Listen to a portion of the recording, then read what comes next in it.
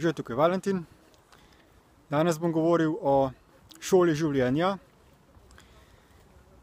Pravijo, da je celo življenje ena sama šola, da se učimo od rojstva do smrti, pa še da neumni umremo.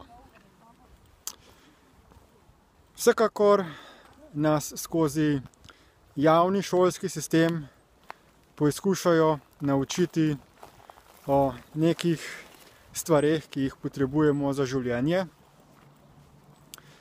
Vendar, kljub temu, da imamo v šoli dobre ocene, da imamo same petke, ko stopimo na samostojno življenjsko pot, vidimo, da javni šolski sistem ni bil uspešen glede zagotavljanja nekih učinkovitih življenjskih veščin.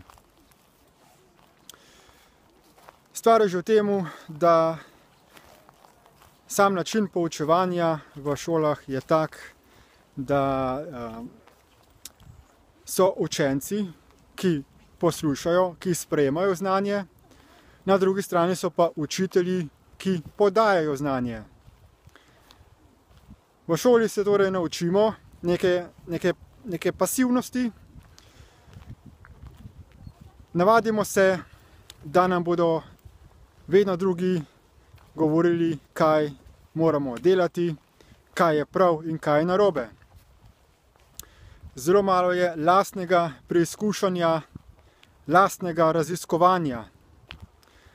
In potem, ko se zaključi šolo, ko posameznik nastopi samostojno delovno mesto, potem seveda je navajen, da mu bo še naprej nekdo govoril, kaj je potrebno narediti. Na delovnih mestih pa se pričakuje predvsem samostojnost in samoiniciativnost. Kajti, če se potrebuje nekega človeka za to, da ti bo govoril stalno, kaj moraš delati, kako moraš delati, in te nadzoroval in ti govoril, a si prav naredil ali ne, potem to pomeni, da sta za eno tako delovno mesto potrebna dva človeka. Torej je eden od več. Ključna veščina v življenju je torej samoiniciativnost, vedoželjnost, učljivost. Stalno prihajajo nova odkritja, nove informacije. Potrebno se je prilagajati novim razmeram na svetu, spremembam, ki se stalno odvijajo. In prihodnost zaradi vse večje robotizacije in avtomatizacije proizvodnje zahteva človeka novega kalibra, tak, ki je odgovoren, ki odgovorno ravna, ki se zaveda posledic človeškega vpliva na ta svet in človeka, ki deluje v interesu vseh živih bitij.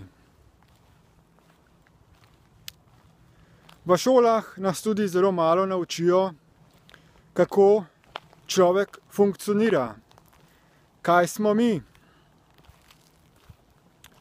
Ne pogovarjamo se o tem, ali obstaja inkarnacija ali ne, kako pride do zavesti, kako nastane življenje, kaj se zgodi po smrti. Vse to je odstranjeno iz šolskega sistema. Češ, da je to področje religije, da je to mistika. Pa vendarle obstajajo številna izročila, materialni dokazi, pričevanja regresoterapevtov, ki pričajo o marsičem. Človek je torej prepuščen samemu sebi, da skozi nadaljnja leta poizkušanja, učenja na napakah in nadaljnjega študija ugotovi, kakšna je realnost tega sveta, da si pridobi temeljne življenjske veščine, da postane funkcionalni del družbe. Pa ne samo družbe, ampak vseh živih bitij na tem planetu. Ali nas naučijo v šolah, kako deluje Ne, kajti niti uradna psihološka stroka tega ne razume. Obstajajo nekatera ugibanja, določene teorije. Ljudje, čeprav študirajo psihologijo, pa nimajo lastne realizacije, lastnega dojetja, osebne izkušnje, kako deluje. Niti sami kaj dosti ne delajo na preobrazbi lastnih miselnih vzorcev. Vse to pa so ključne življenjske veščine. Pomembno je spoznati, kako delujemo mi kot človek, katerega del so misli in čustva, in da spoznamo posledice teh dejavnikov, kako misli in čustva vplivajo na nas. Kdaj se aktivirajo, od kod prihajajo, kam zginajo, zakaj pridejo ob določenem trenutku, kakšen je njihov namen, kakšna je posledica misli in čustev. Skratka, ogromno je teh stvari, ki nas šola ne nauči. Zato vam priporočam, da se o teh ključnih življenjskih veščinah naučite z pomočjo spletnih tečajev ter videoposnetkov, audioposnetkov in tiskovin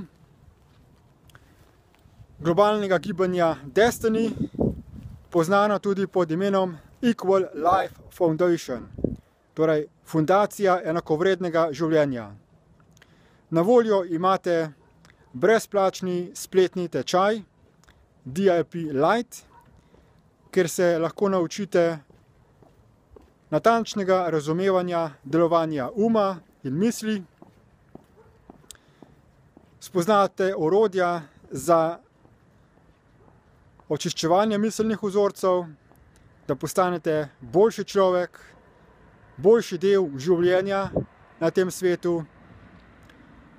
Spoznali boste delovanje denarnega sistema, problematike tega sveta ter tudi učinkovite rešitve. Kaj narediti za to, da se problemi v današnji družbi odpravijo? Kako narediti boljši svet, tak, ki bo najboljši za vse, torej praktični raj na zemlji. Vabim vas zato, da se vpišete na šolo življenja, da pogledate povezave pod tem videoposnetkom in da izkoristite zakladnico temeljnega življenjskega znanja. Hvala za posluh in nasvidenje.